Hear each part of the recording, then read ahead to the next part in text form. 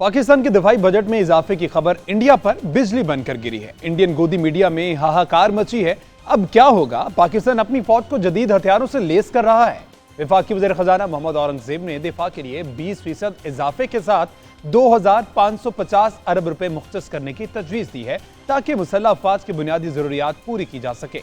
दिफाई budget का बड़ा हिस्सा तीनों सर्विसेज की तनख्वाहों, पेंशन, हथियारों की खरीदारी और ऑपरेशनल अखराजात पर खर्च होता है। भारत के जारहाना अज़ाम के बायस अपने दिफा को मजबूत बनाना हमारे लिए इंतहाई जरूरी है।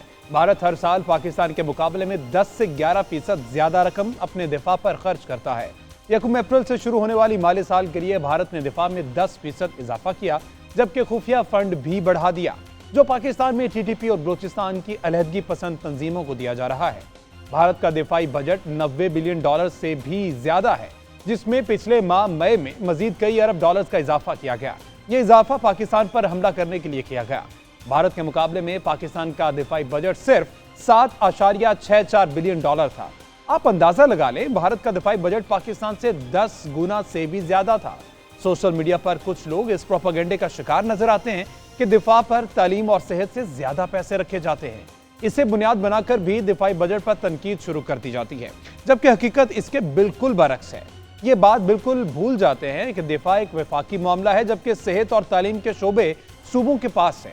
मसलन बजट 2024-25 के लिए पाकिस्तान के दिफा के लिए 2128 अरब रुपए इकट्ठे किए गए, जबकि वफाकी हुकूमत ने तालीम पर 103 अरब और सेहत पर 28 अरब रुपए खर्च किए। अब इसे लेकर तनकीद शुरू कर दी जाती है कि देखे दिफा के लिए इतने पैसे रख दिए, जबकि तालीम और सेहत पर कितने कम पैसे रखे गए, कौम कैसे तरक्की करेगी, वगैरह वगैरह। तनकीद करने वाले ये सोचते ही नहीं कि सेहत और तालीम सूबाई महकमे हैं और सूबे अपने बजट में इसके लिए पैसे रखते हैं।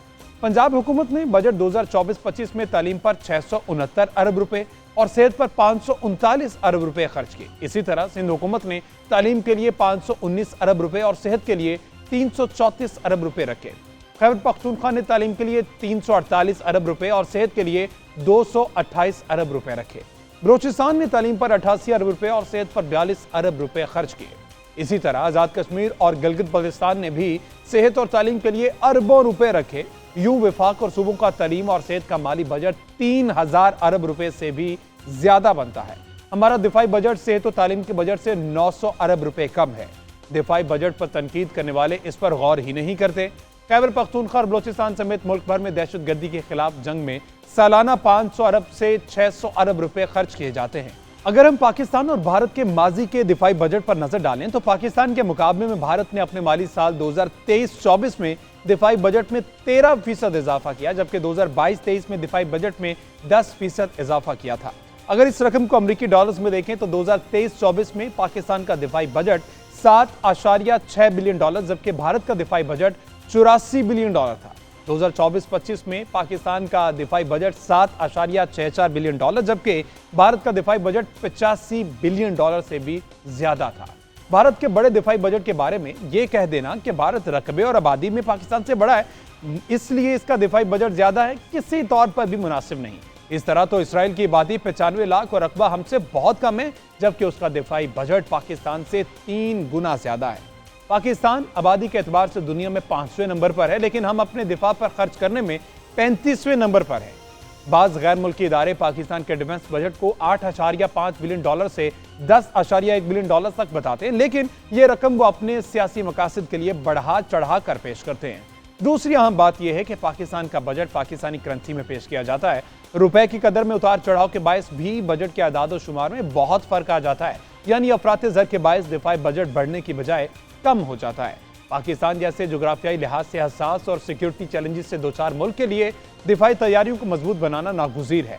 मौजूदा हालात में जब भारतीय वज़ीर आज़म मोदी पाकिस्तान को दोबारा धमकियां दे रहा है, तो ऐसे में पाकिस्तान के लिए अपने दिफाई बजट में इजाफा महज एक ऑप्शन नहीं बल्कि एक नागुज़ीर फैसला बन चुका है। अगर पाकिस्तान का दिफा मजबूत ना होता तो आज सूरत-ए-हाल मुख्तलिफ होती। अखंड भारत का नक्शा भारतीय पार्लियामेंट में आवेजा है, जिसमें पाकिस्तान भी भारत का हिस्सा दिखाया गया है।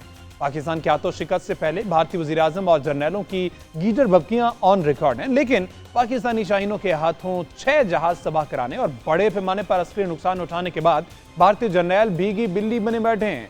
भारतीय वज़ीर आज़म मोदी कह चुके हैं कि उनका ऑपरेशन सिंदूर जारी है, इसे आर्जी तौर पर रोका गया है, वो दोबारा पाकिस्तान पर हमला कर सकते हैं। भारतीय जारियत का मुकाबला करने और पाकिस्तान की हिफाजत के लिए जरूरी है कि दिफा को मजीद मजबूत बनाया जाए। कौम रूखी सूखी खा लेगी लेकिन भारत के आगे नहीं झुकेगी। भारतीय जारियत एक खुला पैगाम है कि भारत खित्ते में अपनी चौधराहट कायम करना चाहता है। पाकिस्तान को बैक वक्त कई महाजों पर चैलेंजेस का सामना है। मशरिक में भारत है हमारा असली दुश्मन, मगरिब में अफगानिस्तान है जहां से भारत की कठपुतली दहशतगर्द तंजीमें पाकिस्तान में दहशतगर्दी कर रही है। मौजूदा दौर में जंगें सिर्फ तोपों और टैंकों की बुनियाद पर नहीं लड़ी जाती बल्कि artificial intelligence, cyber war, drone हमले, सैटेलाइट निगरानी और खुदकार जंगी निजाम फैसलाकुन किरदार अदा करते हैं। ऐसे में पाकिस्तान के लिए दिफाई बजट में इजाफा सिर्फ एक अस्करी रद्द-ए-अमल नहीं बल्कि बका की हिकमत अमली है। इसमें खास तौर पर AI बेस्ड ड्रोन, साइबर दिफाई निजाम, दिफाई रिसर्च सेंटर्स और खलाई निगरानी जैसे मंसूबे शामिल किए जाने चाहिए ताकि पाकिस्तान मुस्तकबिल की जंगों में भी अपनी बालादस्ती कायम रख सके। दिफाई बजट में इजाफा महज हथियारों की दौड़ नहीं बल्कि एक जिम्मेदार रियासत की अलामत है। जब आपका दुश्मन मुसलसल खुद को जदीद हथियारों से लेस कर रहा हो तो खामोशी कमजोरी बन जाती है। पाकिस्तान के लिए ये एक फैसला कि वो दिफाई बजट में इजाफा करे महज वक्ती रद्द-ए-अमल नहीं बल्कि मुस्तकबिल की स्ट्रेटेजिक तैयारी का आगाज है। एक मजबूत दिफा ही अमन की हकीकी जमानत है। दुनिया ने हमेशा उसी मुल्क को सुना है जिसके पास ताकत हो। पाकिस्तान अगर अपने दिफा को मजबूत बनाता है तो ये न सिर्फ हमारी जुग्राफियाई सालमियत बल्कि खुद मुख्तारी और वकार की जमानत है।